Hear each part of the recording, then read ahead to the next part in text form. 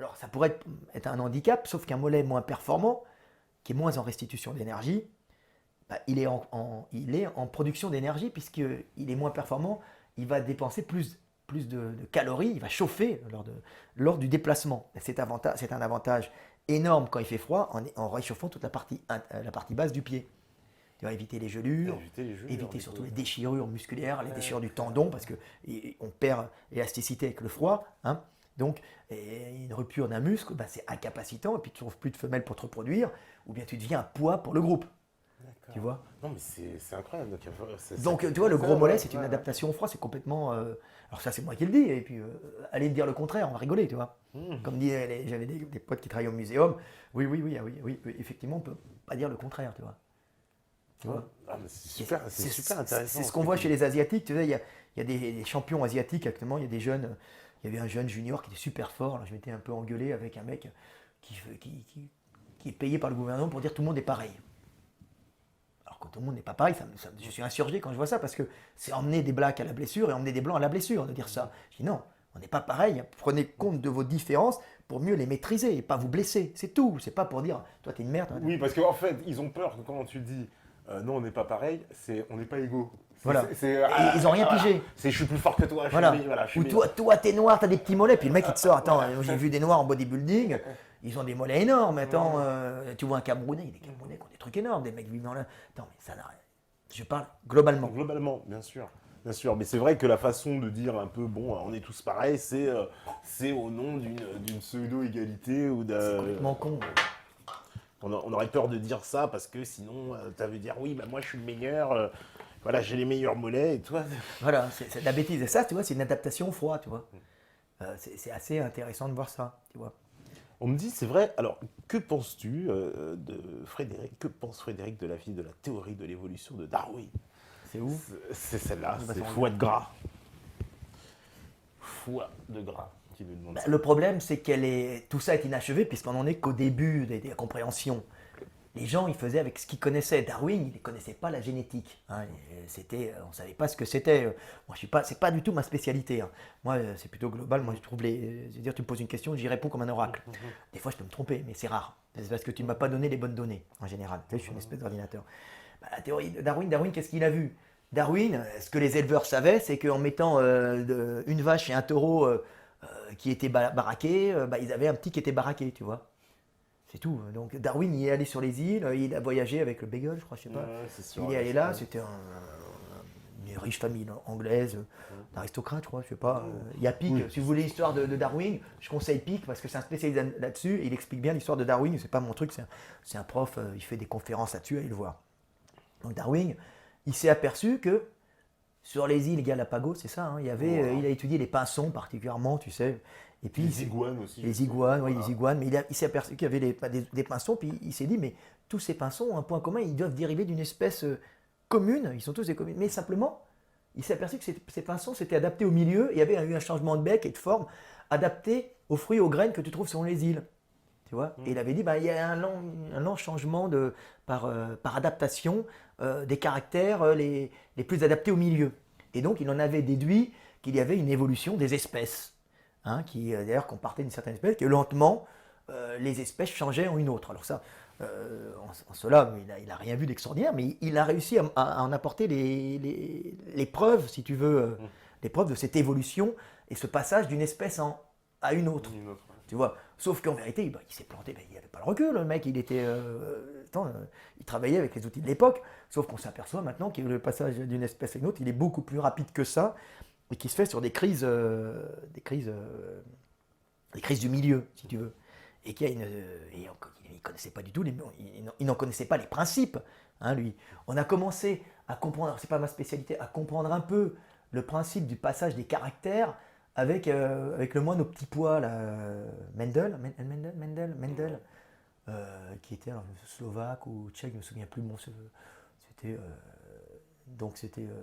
il étudiait les petits pois, et il s'est aperçu que certains caractères ne pouvaient pas s'exprimer tout de suite, hein, tu vois, et des caractères récessifs ou des caractères qui s'exprimaient tout de suite. Le père pouvait, par exemple, transmettre, moi je ne connais pas, pouvait transmettre son caractère au Au petit, le père et la mère transmettaient son caractère. C'est quand il y avait uniquement les deux qui avaient un caractère donné qui pouvaient le transmettre. Et des fois, un caractère pouvait sauter une génération ou deux en fonction de si les deux parents avaient des grands-parents qui avaient ce caractère. Tu vois. Et lui, c'était en étudiant les petits pois. Tu vois, c'était les petits pois. Bon.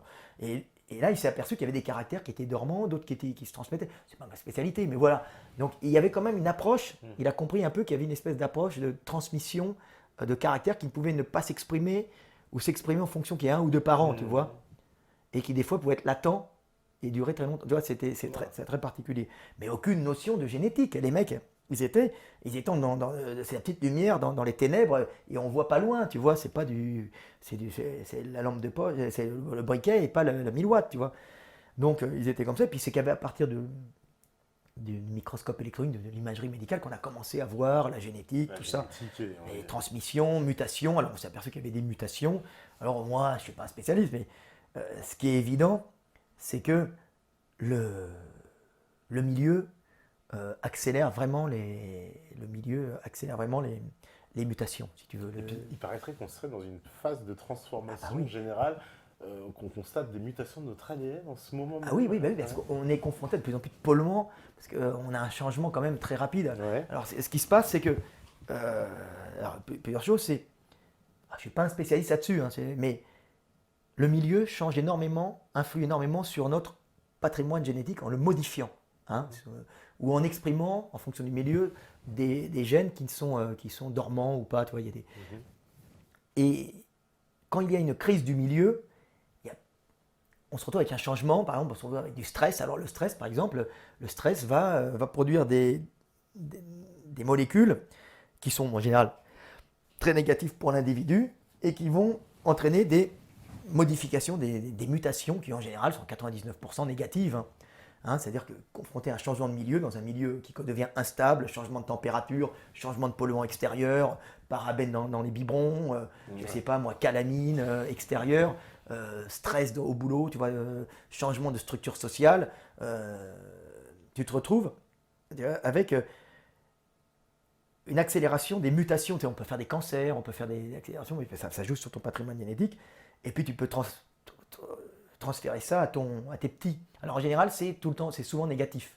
Sauf qu'il peut y avoir une mutation qui peut être positive pour l'espèce, et celle-là, ça sera la porte de sortie pour s'adapter justement à ce changement de milieu. Alors après, il y a les gènes exprimés ou non exprimés. Moi, je dis encore, c'est pas ma spécialité. C'était la grande famine dans la Seconde Guerre mondiale en Hollande, je crois, hein, c'est ça.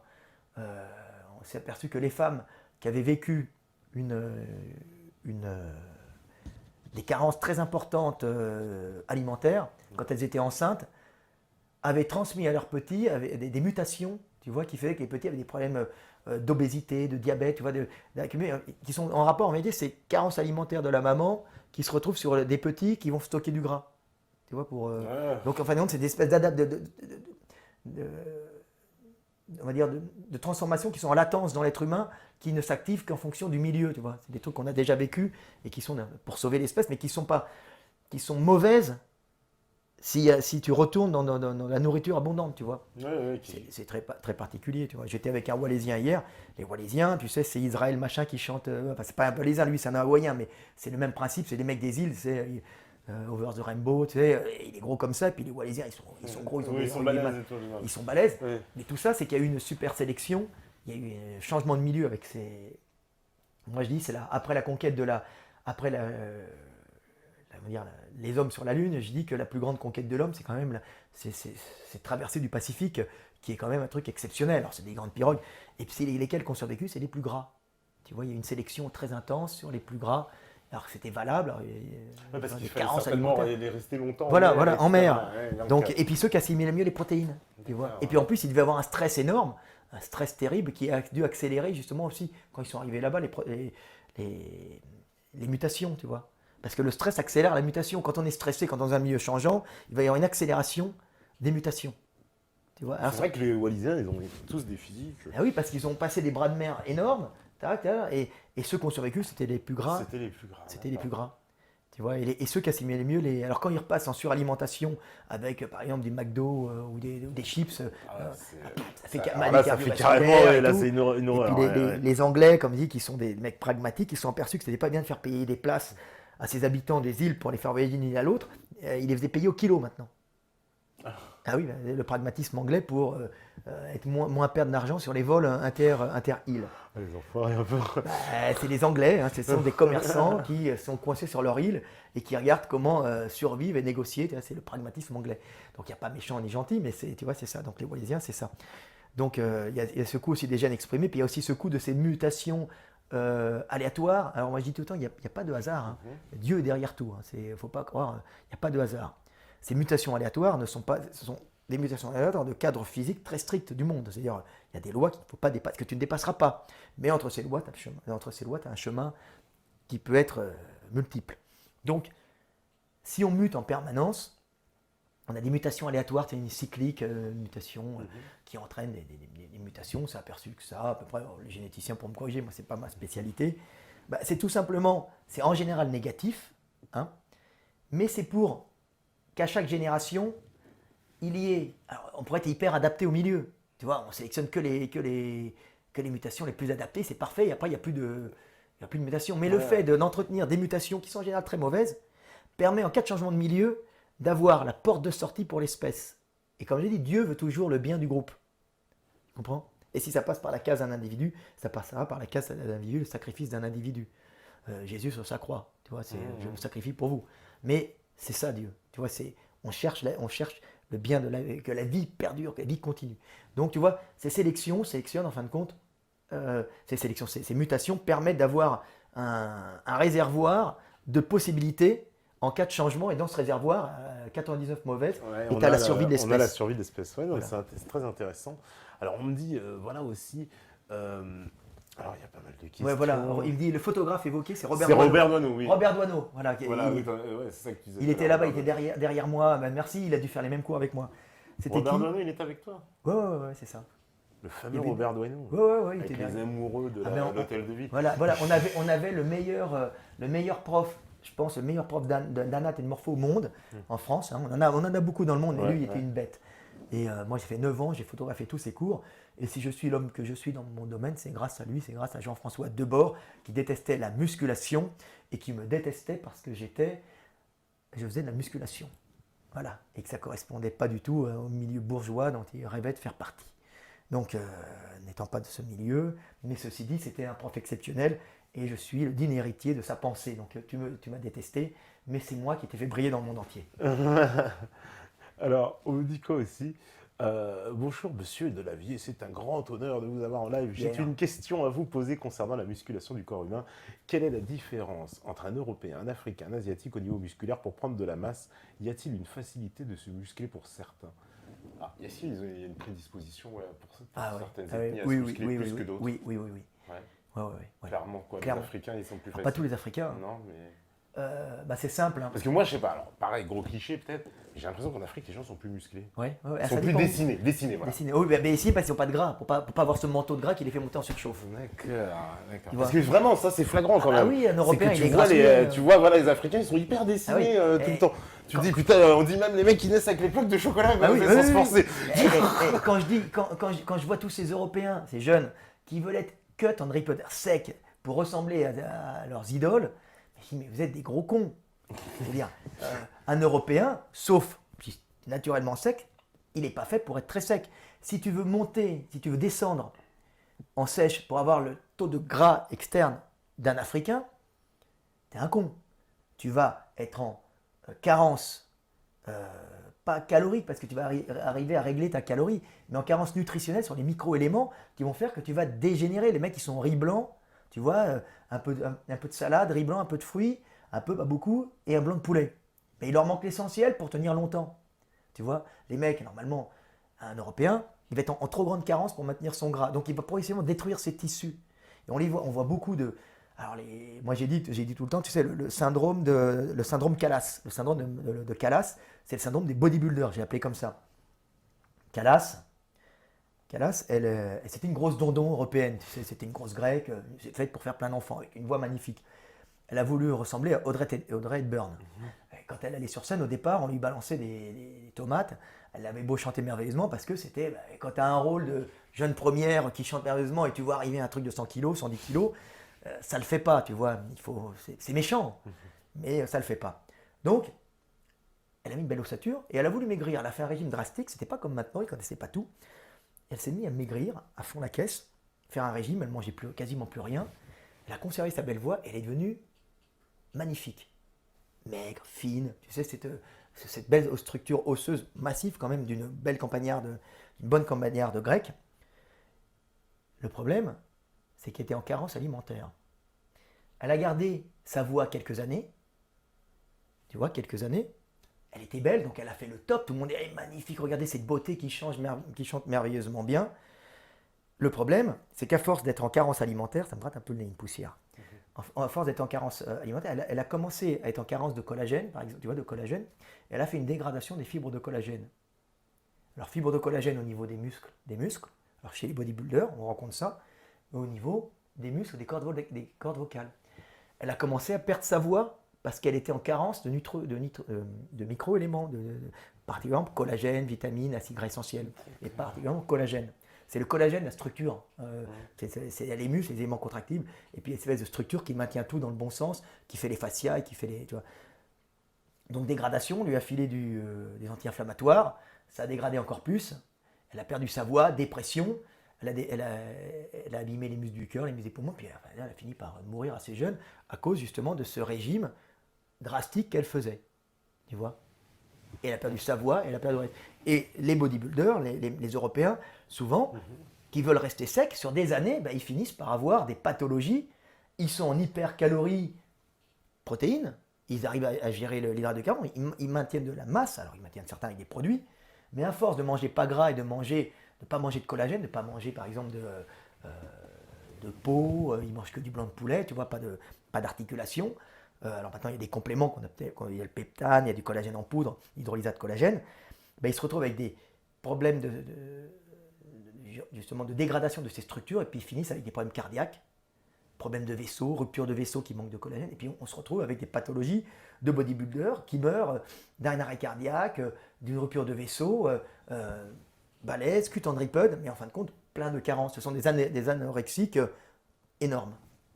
Tu vois. Et ça c'est l'Europe. Alors, tu as moins ça chez les Africains. Parce que l'Africain, il n'est pas obligé de descendre pour être sec, tu vois, pour être niveau concours. L'Africain, IFBB, je voyais des mecs qui parlent d'IFBB, il est obligé. IFBB, c'est les fédérations de bodybuilding, parce qu'on a les amateurs de Meta TV, et puis on a aussi les gens qui suivent mes interventions sur la musculation de bodybuilding. Et les blacks, en général, ils ne sont pas obligés de descendre en calories comme un Européen pour être cut and ripped, c'est-à-dire pour être sec et dessiné, pour avoir les juges qui vous jugent, ah t'es bien, regarde ce muscle, il est beau, tu vois.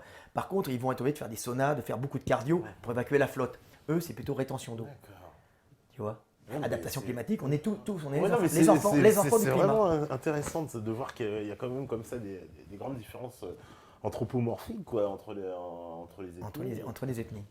Alors, on me dit aussi, concernant la question des ethnies, pourquoi si les races n'existent pas et que les morphologies ne dépendent que du climat, comment expliquez-vous qu'un Sud-Américain ne ressemble pas vraiment à un Subsaharien? Quoi?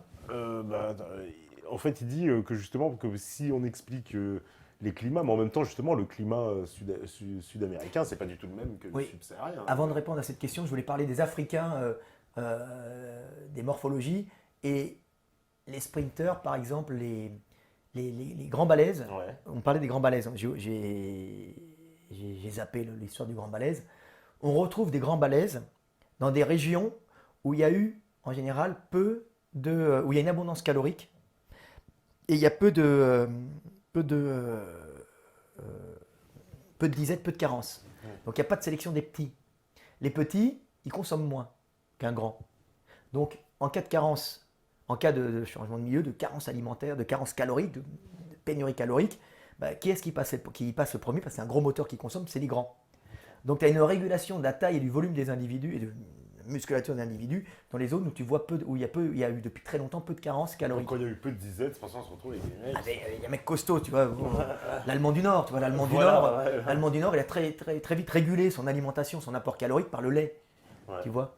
Donc adaptation à l'enzyme lactase, du cochon, du lait, tu vois, et puis il était tout le temps en pléthore calorique grâce à ce lait de vache. Alors il y a dû avoir une casse due au mec qui n'assimilait pas l'enzyme lactase. Donc quand je dis tout le temps, un petit enfant qui a une bronchite et à qui tu fais boire du lait et qui fait une réaction une réaction au lactose, tu vois, donc il n'a pas l'enzyme lactase, il va faire des muquosités et puis ces bactéries vont pas sortir, puis sa bronchite va se terminer en pneumonie plus diarrhée, il va mourir. Tu vois, la nature est dure, mais c'est pour le bien du groupe. Hein. Donc les Allemands, eux, ont très vite régulé. C'est pour ça que tu vois des grands gaillards qui poussent au quartier. Ils sont grands, les Hollandais aussi. Ah ouais, voilà, ouais, ils ont du lait. Ouais. Ils ont grandi, alors ils ont eu quelques trucs, mais ils ont quand même très vite régulé ça. Donc ils se retrouvent avec pas de sélection sur les petits. Tu vois. D'accord. Parce que oui, c'est des peuples grands, bon, voilà. Donc ça pourrait être une explication. Oui, bah, les J'ai vu Africains que les Hollandais, c'était les plus grands du monde. Voilà, les Africains subsahariens, Hollandais, Danemark, Allemand du Nord, c'est le même climat avec de l'herbe verte, froid humide, mais pas hyper froid, mais froid humide, il pleut en permanence, c'est horrible. Tu as de l'herbe grasse et tu as des vaches et les lâches, tu les traites toute l'année, tu vois. Et donc tu as du lait, tu as tout le temps un apport tu mets de l'herbe de côté. Donc, comme je dis tout le temps, s'ils sont grands, c'est parce que l'herbe est verte chez eux. Tu vois, tout est lié, tu vois. L'Allemand est grand, l'Hollandais est grand, le Danois est grand, parce que l'herbe est verte. Et les vaches grandissent très vite et font du lait en permanence. Donc tu vois, c'est ça. Et on se retrouve avec des petits, au contraire, c'est où il y a quand même parfois des manques caloriques. Donc les mecs trop grands sont... Par exemple, les Italiens, ils sont moins grands que les Hollandais. Ils sont moins grands que les Hollandais. Il y a peut-être un peu moins à manger, c'est plus sec. On n'a pas géré le lait de la même façon. Il y a à manger, mais c'est pas tout à fait la même chose. C'est plus méditerranéen. On gère, c'est vrai que quand tu manges, eux, ils sont sur le blé, sur la viande est de très bonne qualité, tu en as un peu moins dans la bouffe, ils te mettent plutôt du blé, tu vois, moins en protéines, et puis en plus, surtout la taille est surtout dictée par le lait qui fait pousser au cartilage de conjugaison, tu vois, et donc c'est pour ça que les Allemands poussent en hauteur, à cause de cette alimentation lactée, avec beaucoup de calcium, beaucoup d'IGF-1, alors maintenant, beaucoup d'apports de gras dans le lait, tu vois, des mesures très grasses qui fait pousser, donc on pousse avec le lait au cartilage de conjugaison, tu vois. Alors en Hongrie où il y a moins de lait, les mecs sont costauds parce qu'il y a pléthore alimentaire, ça fait des mecs costauds, mais qui seront tout le temps plus petits que les Allemands, parce qu'ils n'ont pas de lait. Et parce que c'est chaud et sec, mais avec le sol qui est tout humide, alors on fait du maïs, on fait du cochon, donc on est testostérone, on est avec balèze, on a un peu de cholestérol, donc, mais bon, c'est un problème cardiovasculaire, mais on a beaucoup de maïs, on a des poules, des oies, on a tout ça, mais on n'a pas de lait, tu vois. Donc on ne va pas pousser comme ça, tu vois, c'est ça. Par contre, tu vois, comme on n'a pas de lait, on a des bœufs qui sont dans les champs, qui traînent, mais on ne peut pas faire de race à lait. On fait des races, plutôt des grosses races costauds qui poussent lentement, et la viande de bœuf, on ne peut pas en manger beaucoup, on la mange en ragoût, en goulash, tu vois. Parce qu'elle est trop dure, parce qu'elle est vieille. Et nous, les pays où il y a du steak, par exemple, c'est les pays où il pleut beaucoup, où tu sais, le steak d'Argentine, il doit pleuvoir à cet endroit-là. Irlande, tu sais, Irlande, on fait des vaches d'Irlande, on dit irlandaises. Ça, parce que l'Irlande, c'est connu pour être pluvieux et vert, tu vois, comme pas leur drapeau, mais comme leur trèfle, tout ça. Donc c'est ça, tu vois, tout est lié. Tout est lié, non, mais c'est ça qui est vachement intéressant. Et justement, t'en penses quoi? Il me dit, que pense-t-il des champions pro? Je n'avais pas terminé. Et sur les Africains, pour en venir aux Africains subsahariens, eux, ils sont entièrement au sucre, tu vois, et pas en gras. Et ça fait des mecs très massifs qui grossissent très facilement. Donc souvent, ils viennent Afrique de l'Ouest, les champions FBB noirs. Souvent, ils doivent avoir des origines comme Kay Green, que j'aime beaucoup, qui est un ami qui doit avoir des origines d'Afrique, afro-descendants, mais d'Afrique de l'Ouest, subsaharienne. Eux, ce sont des mecs qui ont été très très rarement en carence, leurs ancêtres en carence alimentaire. Donc des grands mecs costauds, tu sais, qui sont tout le temps suralimentés. Alors les pygmées, c'est pour une autre raison, parce qu'ils ont un milieu, je ne suis pas à peine d'en venir ici, de parler de ça ici, mais donc n'étant jamais en carence, ça fait des mecs très gros, tu sais, c'est les lutteurs sénégalais qui font 130 kilos, qui sont grands, qui sont baraqués, tu vois. Et tous ces mecs viennent à peu près de la même région. Tu vois, comme comment on appelle ça, la tribu des Maasai aussi, alors, ils sont grands. Et justement, j'ai une copine canadienne qui m'a parlé, très gentille, je lui ai demandé qu'est-ce que mangent les Maasai? Du lait, du lait, des patates, alors c'est pas les mêmes patates, et du chou. Qu'est-ce que mangent les Allemands? En gros, la même chose. Alors, ils ont des morphologies d'Africains, donc le bassin étroit, les fesses grandes, tout ça, et ils poussent au quartier des grands mecs. Ouais. Et tu te retrouves avec les Allemands, pareil, les grands mecs, mais comme l'Allemand le changement de bassin interviendrait sur beaucoup plus de générations. Ils n'ont pas le bassin adapté à des grandes jambes. D'accord. Il reste un bassin d'Européens, comme je disais tout le temps, je voyais les Allemands se déshabiller sur les lacs de Bavière, je regarde à côté, tu vois, comment ça s'appelle, vers Munich, tu vois. Munich, j'allais sur un lac, et tu vois des grands mecs arriver, des beaux mecs, grands blonds, tout ça. Et puis au moment où ils tombent les habits pour se mettre en maillot de bain, tu vois le bassin large, le cul large et du gras. Alors là, ah merde.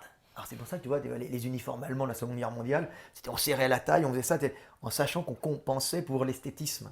D'accord. Ouais. L'esthétisme C'est allemand. Hugo Boss en plus. Ah bah, Hugo Boss, voilà. Hugo Boss, on a Hugo Boss adapté aux Allemands, tu vois.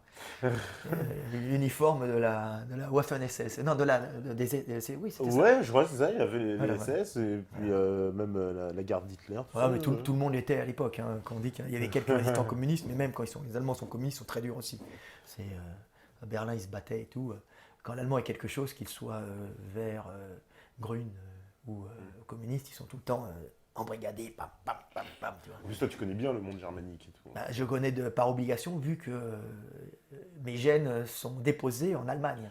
D'accord. Yeah. Comprenne qui pourra. Après, alors justement, on nous dit. J'ai gagné. T'as gagné. Comme je dis à la mère de mon fils, je lui dis toujours, dans notre combat, c'est moi qui ai gagné parce que j'ai déposé mes gènes en Allemagne. C'est moi qui vous envahis. On me dit, que pense-t-il des nouveaux champions pro IFBB par rapport à la génération de Arnold Schwarzenegger? Tu connais, toi?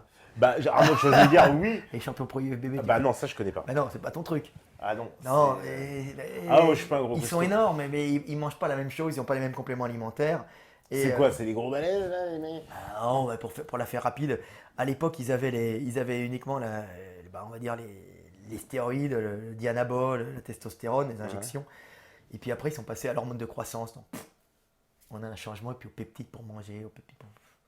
Donc, avant, c'était testostérone, et maintenant, et dianabol. Et maintenant, c'est testostérone, dianabol, et puis hormone de croissance. Non, mais Voilà, donc ça pousse dans tous les sens. C'est pas très bon pour la santé, mais bon, c'est le monde. C'est les abus, des choses, mais bon, ils gagnent leur vie comme ça. C'est leur passion, ils font des relations.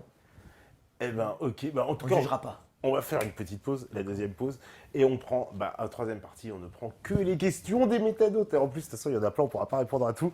Donc, bon, on va sélectionner. De toute façon, il y a plein de questions auxquelles, tu sais, finalement, on a répondu, tu vois. Comme L'invité du créationnisme, je peux parler du créationnisme. Ah. Je te parle de Dieu. Eh ben, on en parlera à troisième partie. On mélangera, on fera un pot pourri, comme on dit, de toutes les questions. La régie, elle est prête. Tout est lié sur Terre. Eh ben voilà, tout est lié. Et c'est pour ça que c'est la pause. À tout de suite. Voilà, donc de retour, toujours avec Frédéric Delavier, toujours. Hein, on est dans l'explication. Là, il y en a ce soir t'as certainement détruit les illusions de certains. C'est très bien. Alors, on me dit, t'imagines, voilà, il y a 40 milliards de questions. Roger Domergue. Alors, on va essayer de répondre, allez, au Je maximum. connais pas tout. Hein. Alors, on me dit, tiens, celle d'après, on me dit, peut-on associer crudivorisme et végétarisme avec prise de masse musculaire? En biologie de l'Artigot. J'avoue, il est venu ici, Il est énorme. c'est russe, c'est comme on dit élevé au bananier, enfin tu vois, le mec il est énorme, et on dit je mange de la salade. Alors tout d'un coup... oui, bien sûr, le monde moderne nous le permet. Hein. Il y a des magasins bio en bas de chez toi, tu peux trouver tous les végétaux qui viennent du monde entier pour avoir à peu près un ensemble assez homogène. Mais quand tu restais avant en Europe, sur des zones bien particulières, comme les Néandertals, comme les Européens, comme les Inuits, évidemment, tu ne pouvais pas. Hein. Mais maintenant, c'est possible, grâce aux trains nucléaires, aux camions à diesel. Tu peux, hein, bien sûr. Hein, et il ne faut pas être hypocrite. Hein, ça se passe comme ça aussi. Alors, tu peux aussi cultiver toi-même, mais bon, tu verras quand même que cultiver tous tes végétaux, ça demande beaucoup d'énergie. Et en général, tu en dépenses plus que tu en récupères. Tu vois, et c'est pour ça qu'on mettait des animaux qui tiraient, qu'on avait des esclaves. Il y avait une espèce de travail collectif. C'est pas évident, quoi, tu vois. Mais bon, on peut. Hein, maintenant, on peut. En tout cas, c'est compatible. Maintenant, c'est compatible. Et puis, le crudivorisme, c'est excellent. Hein. T'as testé, toi, un peu dans ça, ce genre de...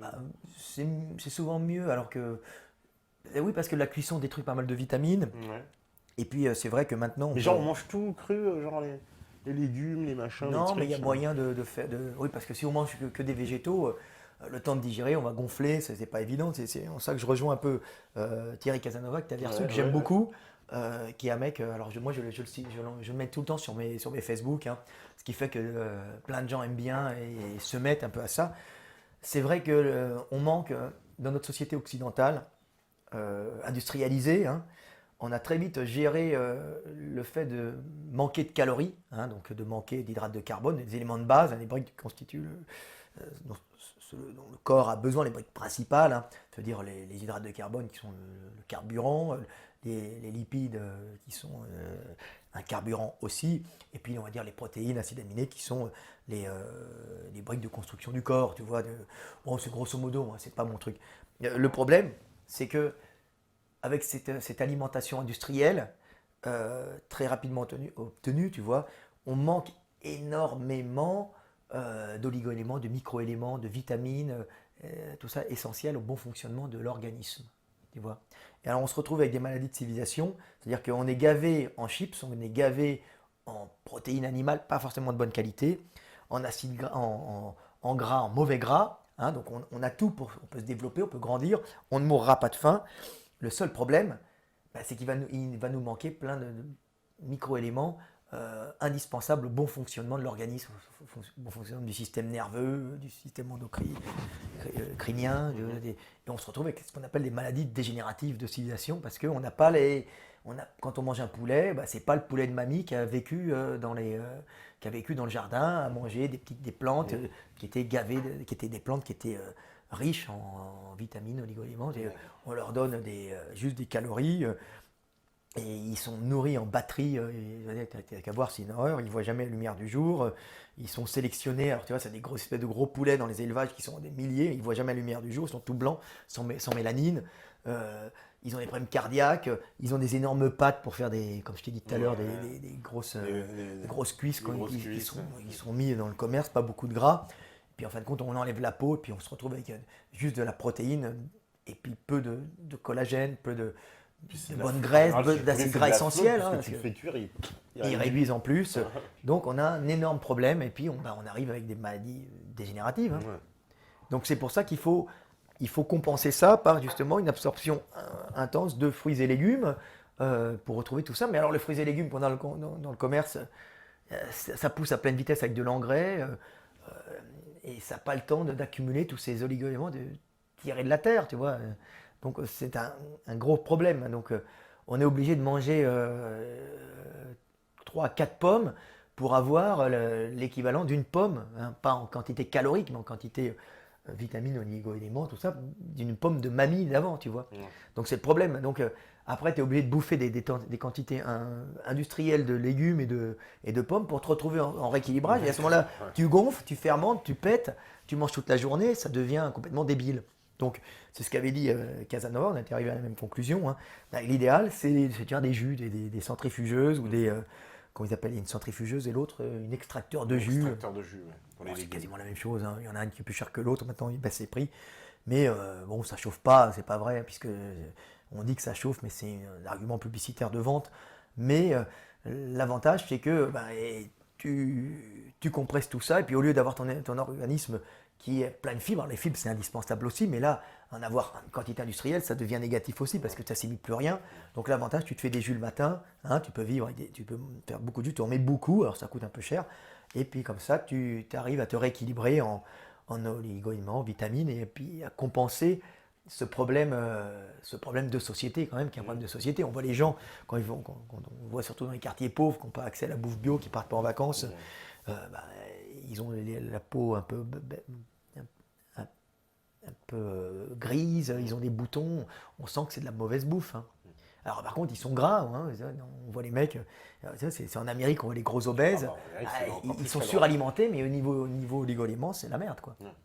Tu vois, donc on est dans un problème de société. On a réduit le problème de la sous-alimentation et on se trouve perdu dans le problème du manque d'oligo-éléments, vitamines, tout ça. Et compensé avec des vitamines du commerce, des groupes d'industrie pharmaceutique, c'est pas forcément la solution parce que Dans les vitamines, dans les fruits, les légumes, tout ce qu'on trouve comme ça, hein, les noix, on va trouver les vitamines essentielles, mais il y a plein d'éléments qu'on ne connaît pas encore qui agissent en synergie, tu vois. Par exemple, on parlait de la spiruline.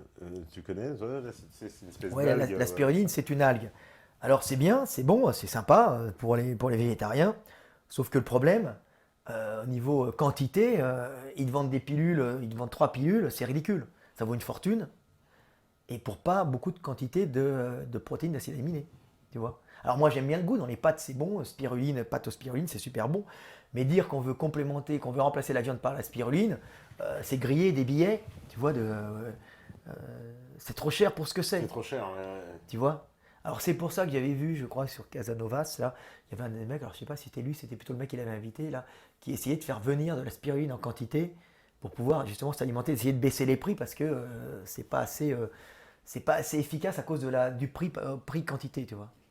Mais bon, c'est bien, hein, si tu es Normalement, ça doit producteur. être facile à produire en plus. Non, Ah ouais, une c'est des algue. espèces, en Europe, c'est des espèces d'algues qui sont, il y a les UV, tout ça, la photosynthèse, puis ça tourne dans des espèces d'eau, tu sais, comme une espèce de rivière, ça tourne, et puis il y a un endroit qui va filtrer les algues, et puis on récupère toutes ces algues dans un panier à filtration, et puis au bout d'un moment, on en fait une espèce de pâte, après on la fait sécher, on en fait des spaghettis, puis on les vend dans le commerce ou en pilules lyophilisées, tu vois. Mais alors, quand tu vends à une bourgeoise du 16e ces pilules de spiruline en lui disant que ça va remplacer ces protéines, je rigole, tu vois.